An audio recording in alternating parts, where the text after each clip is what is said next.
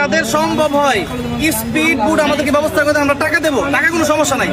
এখন খাবার দরকার নাই, এখন আপনারা স্পিড বোট ব্যবস্থা করতে, নৌকার ব্যবস্থা করতেন। আমি নাম্বার দিয়ে দিচ্ছি, আমাকে হোয়াটসঅ্যাপ করেন, আমরা যত ভাড়া আসে আমরা দেবো ইনশাল্লাহ।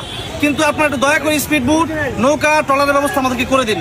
আমরা এই যে গ্রামটা দেখতেছেন, এই গ্রামটা টোটাল একদম ডুবে গেছে। গ্রামের পুরো মানুষ ওই দেখা যাচ্ছে ছাদের উপরে শত শত মানুষ, এদেরকে উদ্ধার করতে হবে। এখন আমরা ত্রাণ নিয়েছি, খাবারের চাইতে ত্রাণ জরুরি বেশি।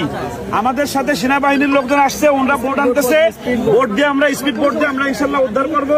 এখান থেকে হেঁটে যাবো, এখানে হেঁটে যাওয়ার পরিবেশ নাই। আমি এখানে এসে যেটা বুঝতে পারছি, এবং আপনারা অনেকে নক দিচ্ছেন যে এখানে খাবারের তো প্রয়োজন নাই, এখানে মানুষকে উদ্ধার করার প্রয়োজন।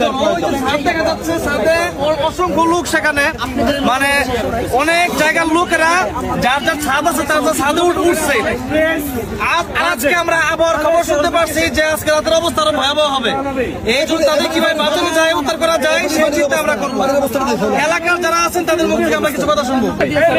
সর্বশেষ কথা এটাই, আপনারা যাদের সম্ভব হয় স্পিড বোট আমাদেরকে ব্যবস্থা করতে আমরা টাকা দেবো, টাকা কোনো সমস্যা নাই।